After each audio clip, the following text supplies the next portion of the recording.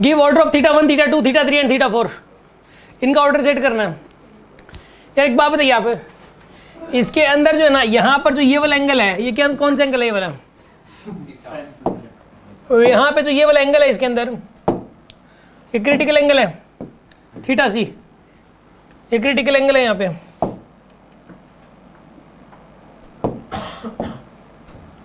इसका critical angle ये वाला है थीटा 2, और यहाँ ये थीटा सी मान लो इसको भी,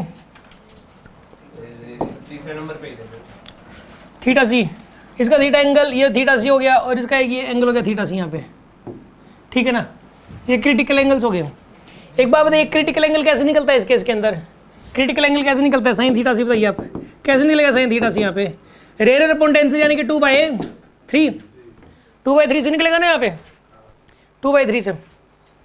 और इसका क्रिटिकल एंगल कैसे निकलेगा बताइए आप?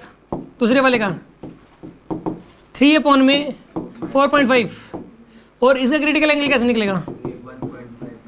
हाँ जी 1.5 डिवाइडेड बाई में 3, और इसका क्रिटिकल एंगल कैसे निकलेगा बताइए आप? 1/3 ऐसे निकलेगा इसके अंदर।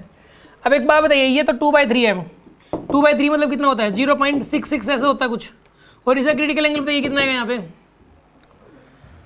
ये आएगा, ये भी 2/3 बनेगा यार, ये भी 0.66 कुछ आएगा। और इसका क्रिटिकल एंगल बताइए कितना आएगा? साइन थीटा सी, मतलब इसका भी साइन थीटा सी की वैल्यू निकल रही है इसमें भी। कितना आएगा यहाँ पर? ये 0.5, सही बात है।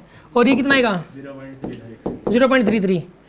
अब एक बात बताओ, जो सबसे बड़ा एंगल है, देखो ये पूरा एंगल है 90, तो यहाँ थीटा 1 जो आएगा ना, वो 90 में से, साइन 90 में से, साइन 90 कितना होता है? 1 में से ये घटा दोगे आप। मतलब यार देखो, जिसके लिए ये क्रिटिकल एंगल बड़ा है ना, उसके लिए थीटा 1 छोटा है। अब जैसे कि ना, सबसे बड़ा क्रिटिकल एंगल किसके लिए है? किसके लिए? इसके लिए और इसके लिए। क्रिटिकल एंगल सेम है ना दोनों के लिए, और सबसे बड़ा भी और सेम भी है। तो इसके इसमें थीटा 1 और थीटा 2 क्या हो जाएंगे? सेम। थीटा 1 और थीटा 2 तो सेम आएंगे इसमें। तो ये वाला तो गलत हो गया, वैसे भी ये गलत हो गया। अच्छा, इनके अंदर बताइए आप, सबसे छोटा कौन सा है? यही है ना सबसे छोटा यहाँ पे। तो थीटा 4 क्या हो जाएगा? सबसे बड़ा हो जाएगा इस केस के अंदर। थीटा 4 सबसे बड़ा है इसमें, तो थीटा 4 सबसे बड़ा है, तो ये भी गलत हो गया, ठीक है। और उससे छोटा जो है थीटा 3 है। ए ऑप्शन करेक्ट होगा ना इस केस के अंदर?